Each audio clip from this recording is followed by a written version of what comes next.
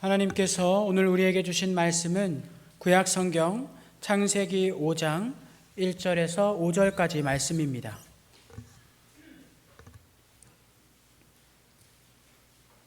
창세기 5장 1절에서 5절까지 말씀입니다.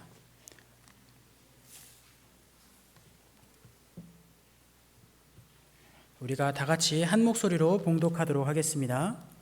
이것은 아담의 계보를 적은 책이니라. 하나님이 사람을 창조하실 때에 하나님의 모양대로 지으시되 남자와 여자를 창조하셨고, 그들이 창조되던 날에 하나님이 그들에게 복을 주시고 그들의 이름을 사람이라 일컬으셨더라. 아담은 130세에 자기의 모양 곧 자기의 형상과 같은 아들을 낳아 이름을 셋이라 하였고, 아담은 셋을 낳은 후 800년을 지내며 자녀들을 낳았으며 그는 930세를 살고 죽었더라. 아멘.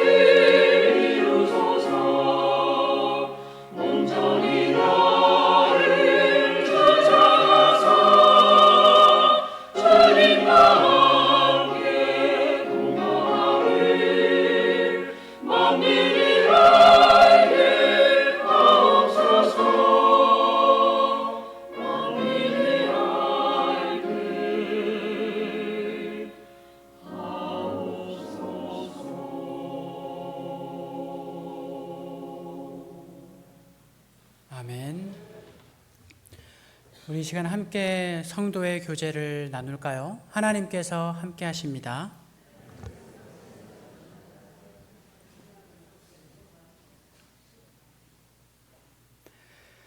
창세기에서 5장과 11장에는 이 족보라는 것이 나타납니다.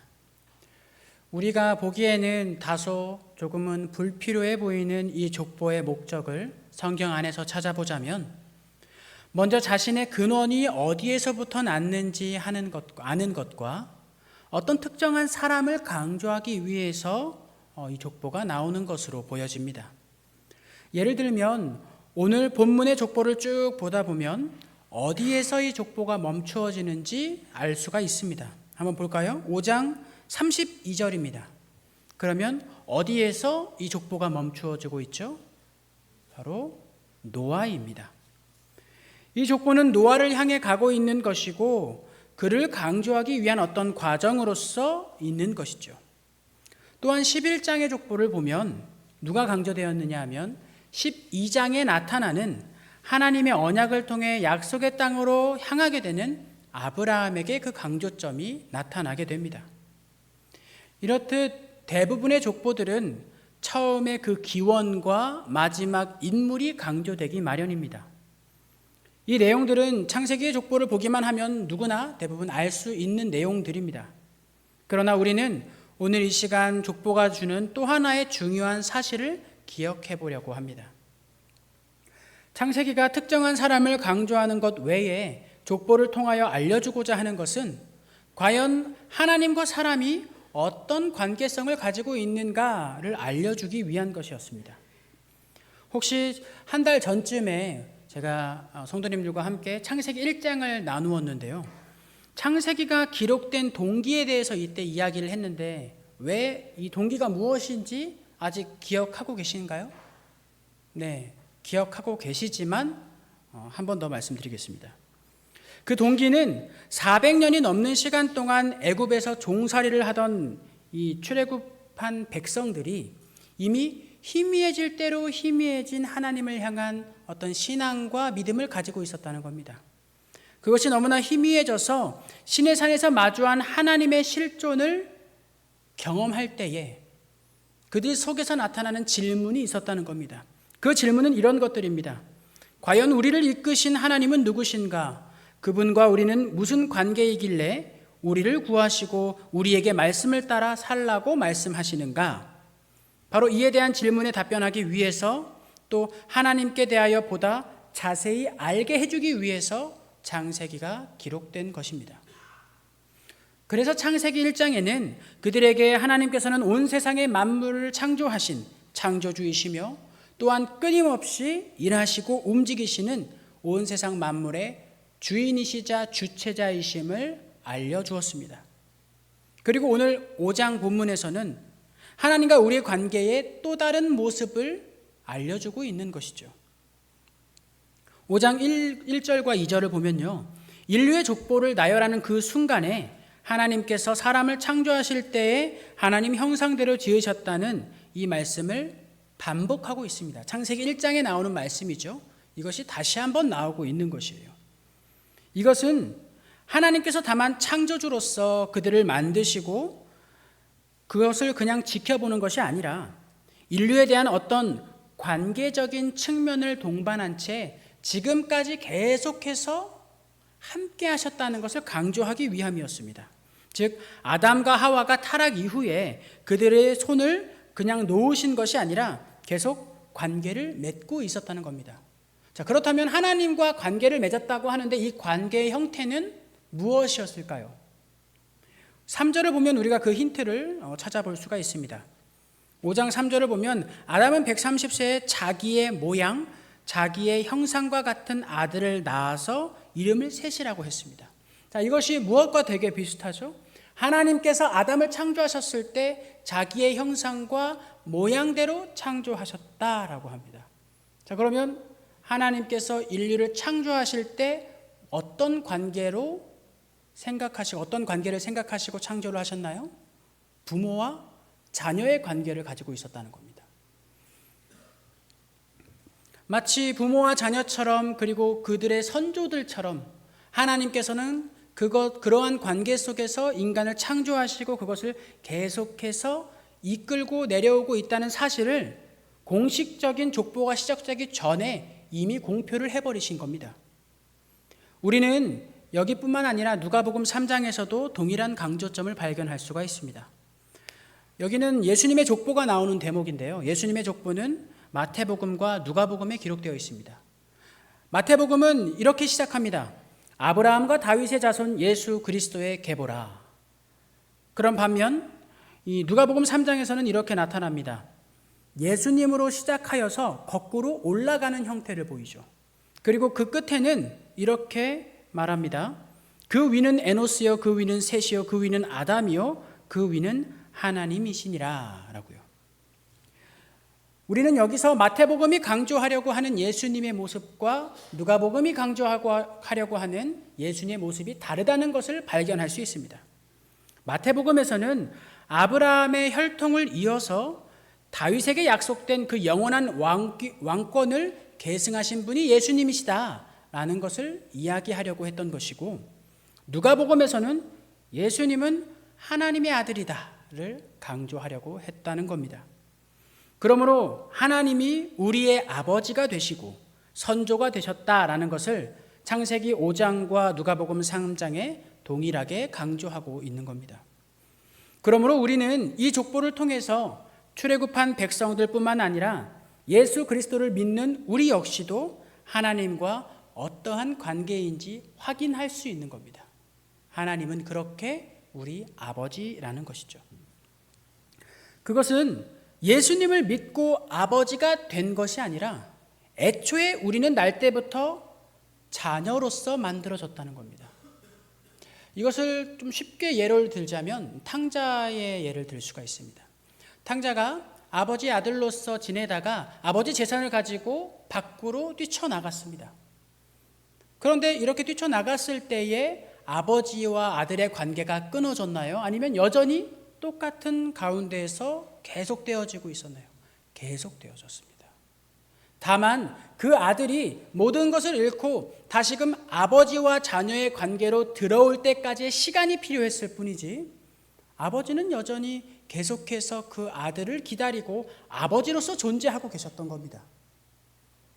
그것처럼 우리는 예수님을 믿는 믿음으로 말미암아 짠 하고 자녀가 되는 것이 아니라 원래 자녀로서 창조된 그 가운데서 예수님을 믿는 믿음으로 말미암아 우리가 하나님의 자녀됨을 인식하고 그 아버지께로 나와 관계 속으로 들어오는 것을 의미하는 겁니다.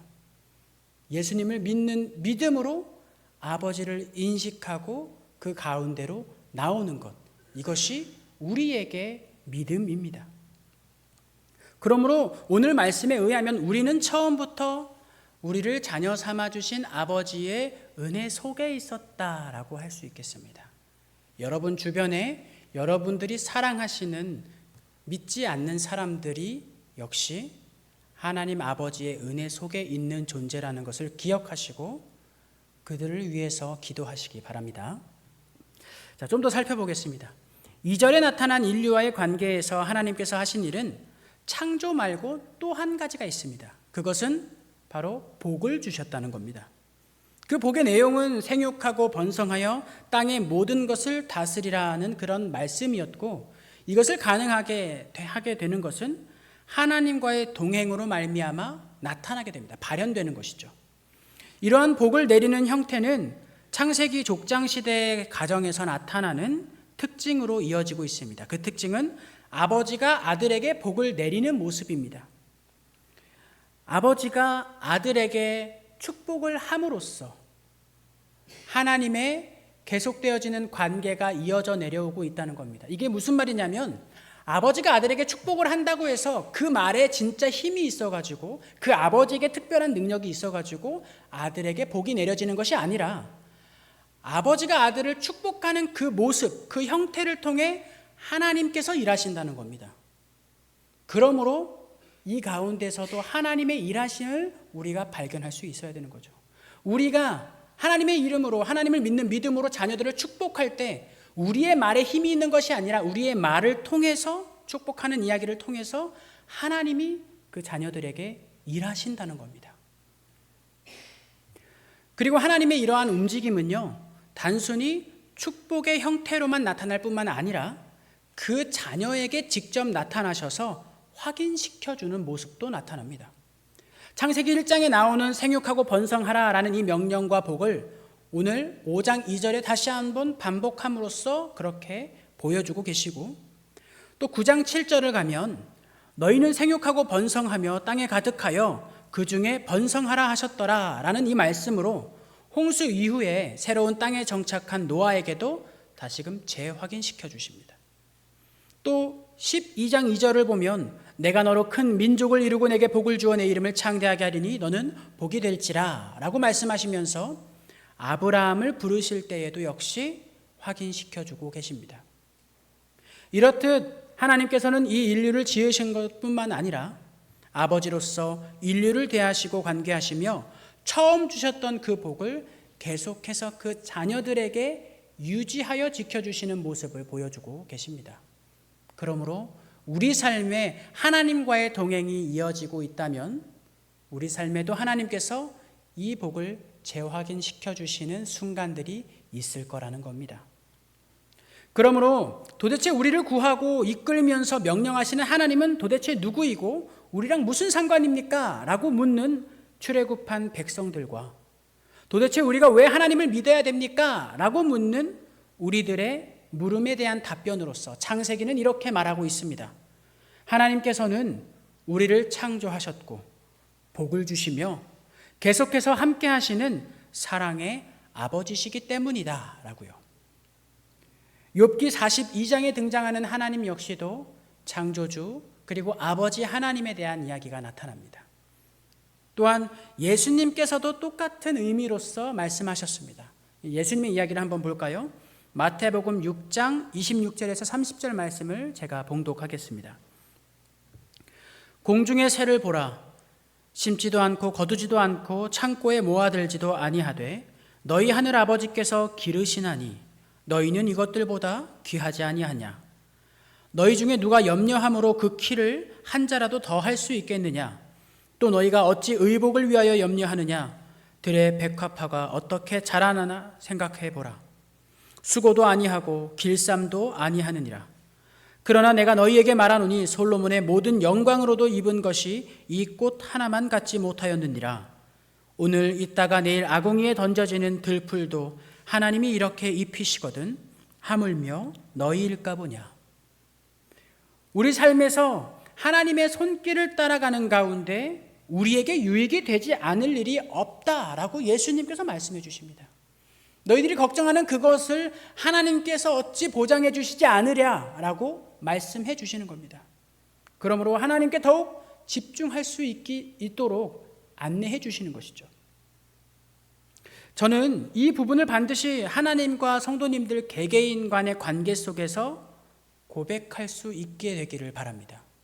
왜냐하면 한 사람이 어떤 사람의 힘든 상황을 바라보면서 하나님께서 다 뜻이 있고 너를 결국 더 성장하게 하시기 위해서, 더 성숙하게 하시기 위해서 그러시는 거야. 결국 하나님께서 너를 사랑하셔서 그렇게 하시는 거야 라고 말하기 힘들기 때문입니다. 이것은 맞는 말이기는 할 수 있지만 그것을 함부로 이야기할 수는 없는 것이죠. 왜냐하면 그것은 제3자에게 허락된 고백이 아니라 당사자가 하나님과의 관계 속에서 깨달아져서 고백해야 되는 부분이기 때문입니다. 우리 삶 속에서 우리 스스로 하나님과 관계하면서 그 고백을 할 수 있어야 된다는 것이죠. 그러므로 하나님과의 깊은 관계 속으로 여러분들이 직접 들어가시기를 소망합니다. 하나님께 그렇게 깊게 나아갈 때에 우리 삶에 좋고 대단한 것들을 가지고 가야 되는 것은 아닙니다. 건전한 믿음과 어떤 하나님을 향한 소망과 그의 나라와 그의 의를 가지고 나아가야 되는 것이 아니라는 말입니다. 그것이 무엇이든지 마치 어릴 적 우리가 부모님께 무엇이든지 있는 그대로를 가지고 간 것처럼 삶에서 나타나고 있는 내 삶의 모습 그대로, 그 기쁨 그대로, 그 아픔 그대로, 그 원망 그대로, 그 절규 그대로를 하나님 앞으로 가지고 나아가십시오. 그래야만 합니다.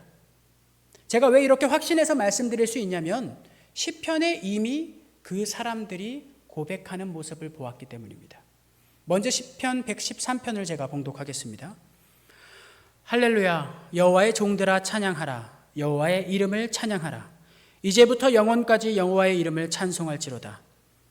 여호와의 모든 나라보다 높으시며 그의 영광은 하늘보다 높으시도다. 여호와 우리 하나님과 같은 이가 누구리요. 높은 곳에 앉으셨으나 스스로 낮추사 천지를 살피시고 가난한 자를 먼지 더미에서 일으키시며 궁핍한 자를 거름 더미에서 들어세워 지도자들 곧 그의 백성들의 지도자들과 함께 세우시며 또 임신하지 못하던 여자를 집에 살게 하사 자녀들을 즐겁게 하는 어머니가 되게 하시는도다.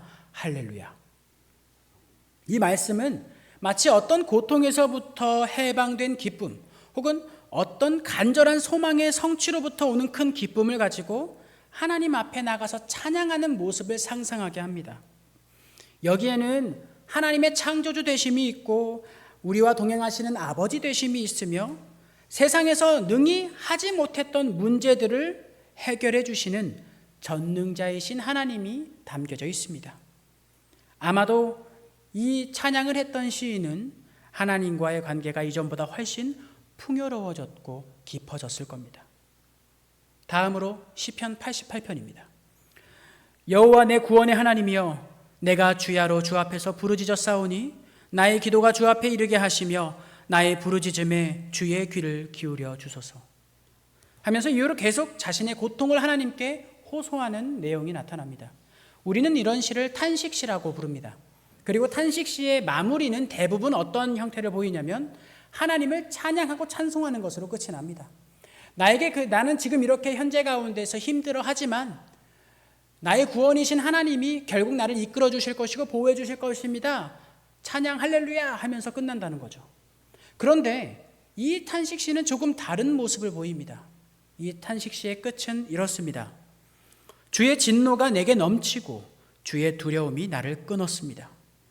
이런 일이 물같이 종일 나를 애우며 함께 나를 둘러쌌나이다. 주는 내게서 사랑하는 자와 친구를 멀리 떠나게 하시며 내가 아는 자들을 흑암에 가두셨습니다. 하면서 끝이 나요. 여기엔 해결되지 않고 치유되지 않는 상처와 고통과 절망이 담겨져 있습니다. 현재로부터 벗어나고자 하는 소망과 함께 자신의 깊은 절망을 그대로 하나님께 가지고 나가서 서 있는 시인의 모습이 그려집니다.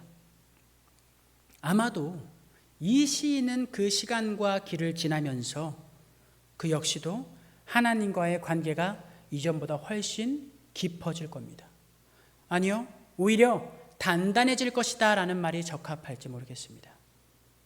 시편 113편과 88편이 같은 성경 안에 있고 거기에 등장하시는 하나님 역시 같은 하나님이시라는 것에 우리는 깊은 은혜와 감사에 놓일 수 있게 됩니다.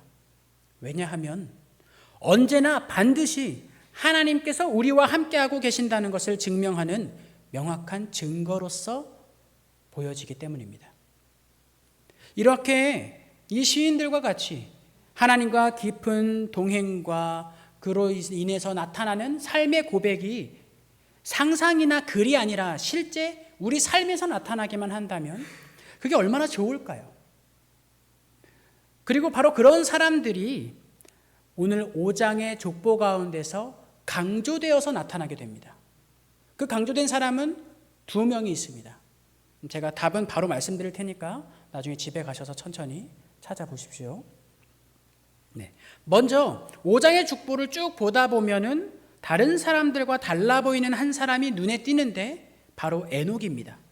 자, 다른 사람들은 전부 누구로부터 나아서 누구를 낳았고 그 다음에 죽었다라는 것으로 끝이 나죠.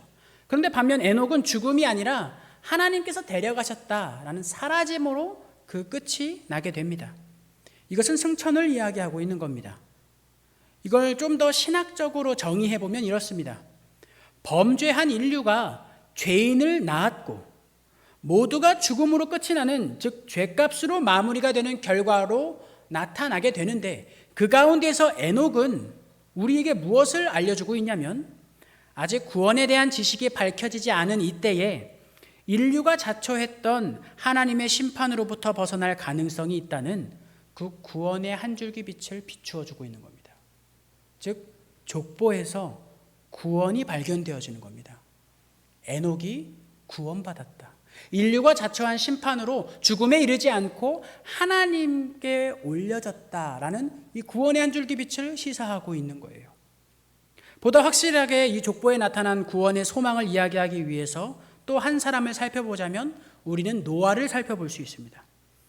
창세기 5장의 족보는 죽음으로 끝나든 승천으로 끝나든 그 끝이 있어야 족보가 마무리가 됩니다.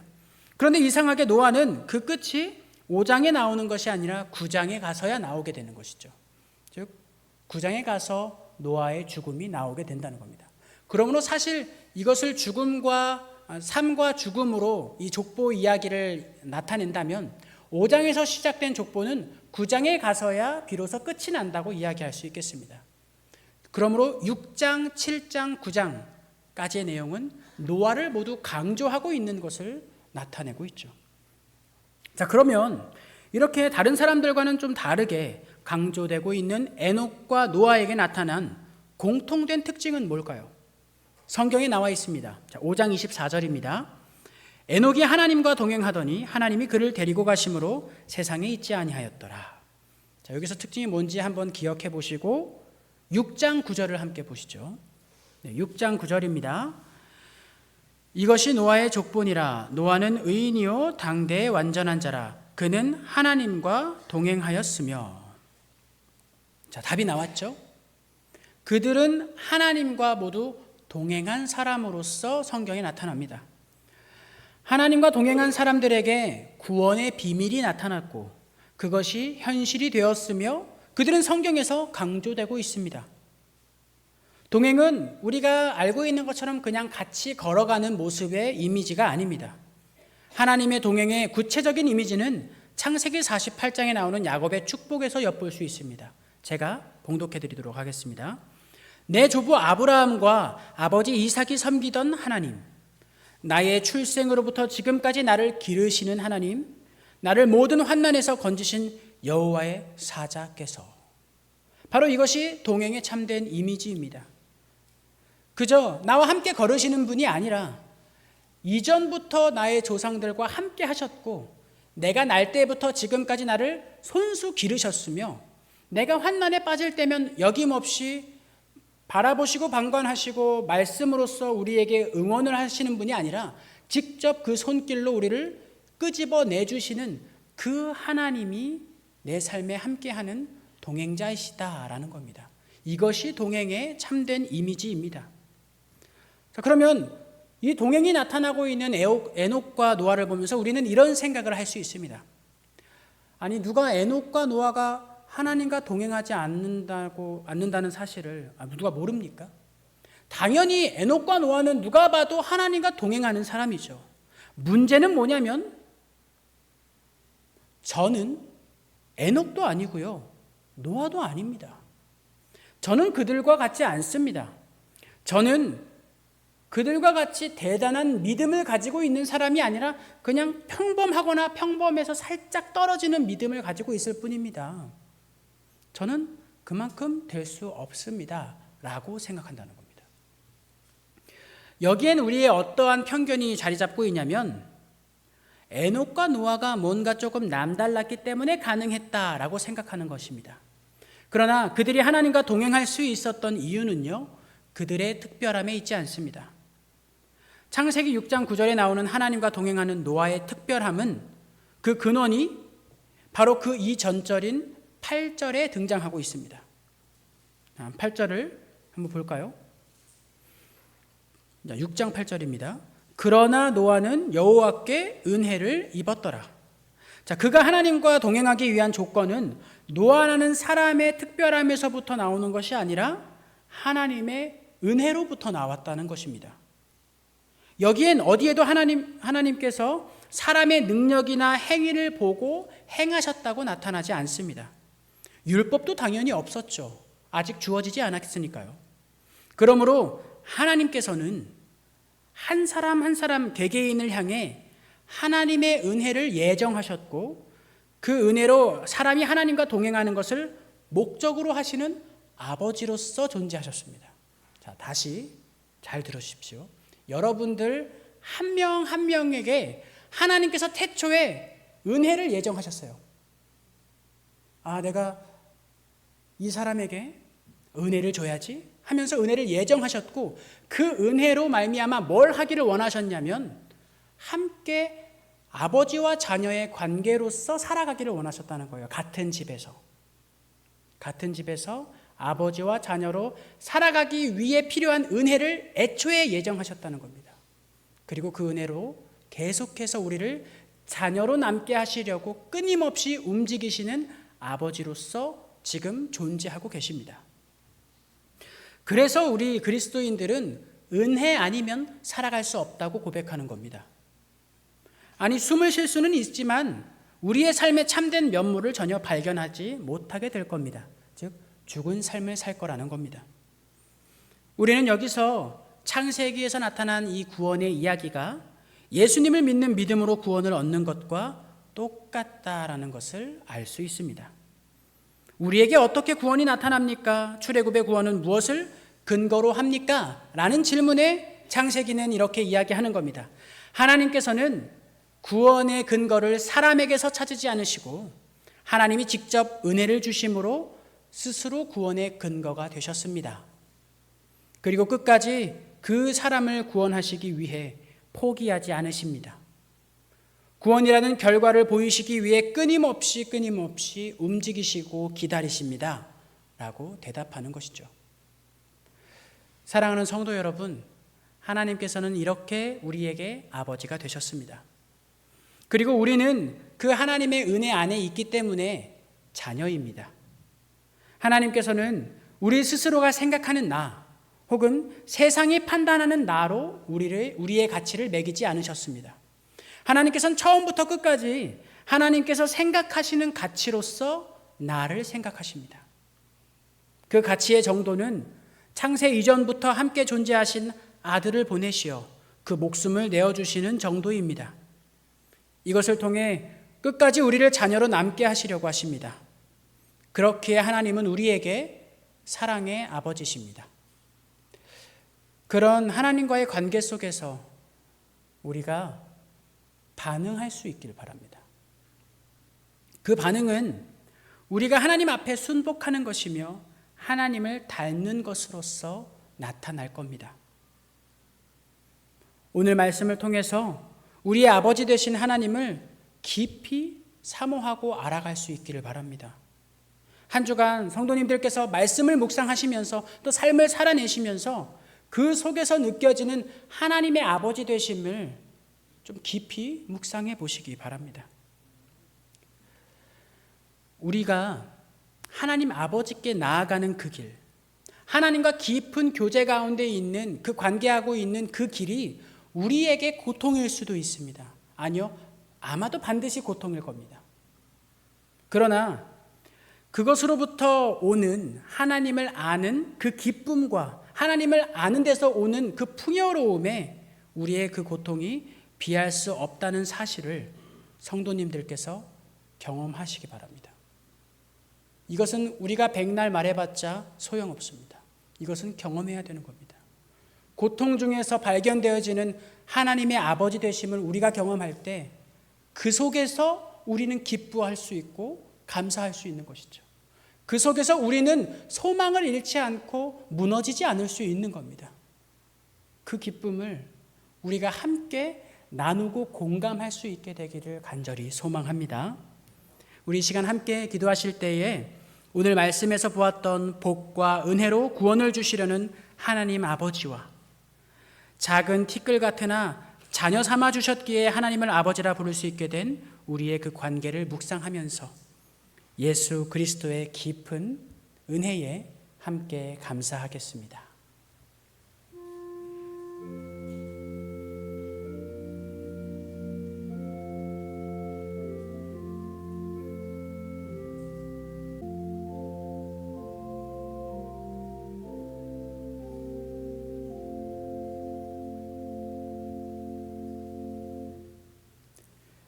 내게 귀를 기울여 속히 건지시고 내게 견고한 바위와 구원하는 산성이 되소서.